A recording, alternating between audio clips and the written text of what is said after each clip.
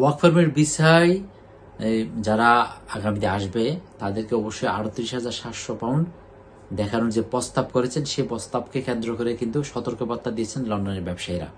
তারা বললেন এই প্রস্তাবটা যদি কি হয়, বাস্তবায়িত হয়, তাহলে অবশ্যই দক্ষ কর্মীর সংকটে থাকা কোম্পানিগুলো তারা সংকটে পড়বে এবং অনেক কোম্পানি বন্ধ হয়ে যাওয়ার সম্ভাবনা রয়েছে।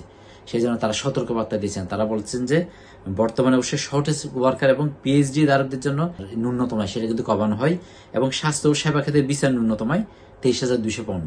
তবে এখন যে নতুন প্রস্তাব সেখানে কিন্তু সবগুলো ভিসার জন্য, সবগুলো কাজের ভিসার জন্যই 38,700 পাউন্ড তারা করার প্রস্তাব দিয়েছেন।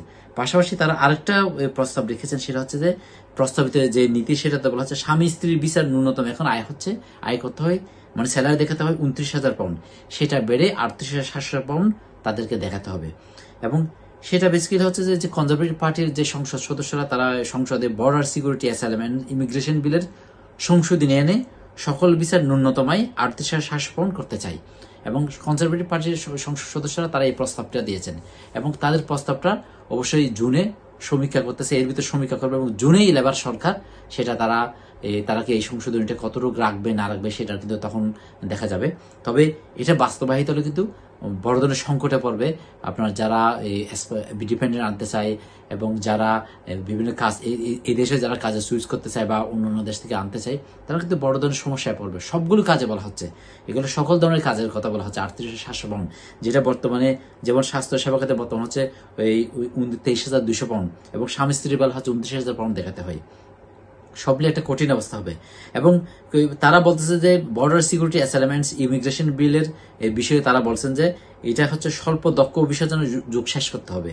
এবং তবে বিজনেস এলডিএন এর যে মার্ক হিলটন বলেছেন দেশ জুড়ে দক্ষতার সংকটে থাকা ব্যবসায়ীরা কিন্তু এই সিদ্ধান্ত যদি বাস্তবায়ন হয় তারা কিন্তু বাধাগ্রস্ত হবে তাদের ব্যবসায়ী এবং তারা কিন্তু সংকটে পড়বে, এটাও কিন্তু তারা বলেছেন।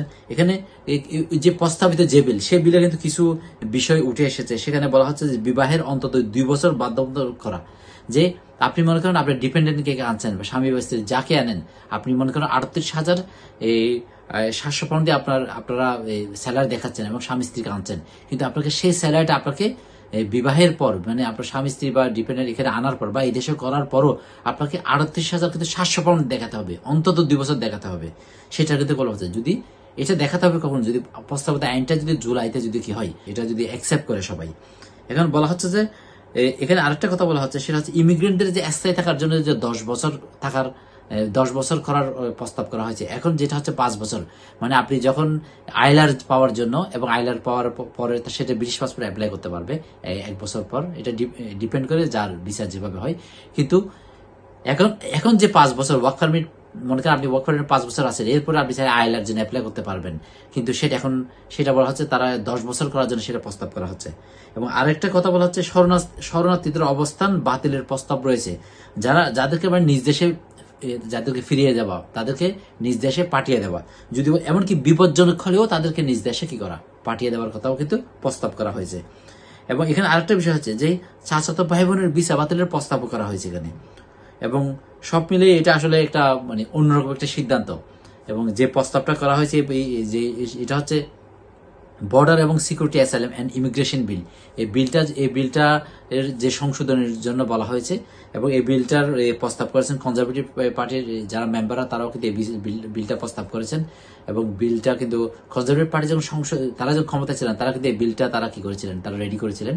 পরে লেবার সরকার আসার পর কিন্তু কনজারভেটিভ সংসদরা সেটা আবার সংসদে আনেন, সেই বিলটা প্রস্তাব করেন এবং সেই বিলটা যে লেবার সরকার তারা কিন্তু সেই বিলটা আগামী জুনে তারা কি করবেন, তারা এটাকে বলা হচ্ছে যে লেবার সরকার জুনের সমীক্ষা শেষে সিদ্ধান্ত নেবেন তারা এই বিলটার কোন কোন জায়গায় পরিবর্তন করবেন বা যে কনজারভেটিভ পার্টির এমপিরা যে প্রস্তাবটা দিয়েছেন সেটা সবগুলো কি তারা রাখবেন কিনা, এই বিষয়ে কিন্তু জুনের সিদ্ধান্ত হবে। যদি সবগুলো প্রস্তাব যদি রাখা হয়, আসলে ইমিগ্রেন্টদের জন্য কিন্তু দুঃখের খবর এবং কঠিন একটা সময় পার করতে হবে সবাইকে। হেফাজুল করিম রকিব, NL 24।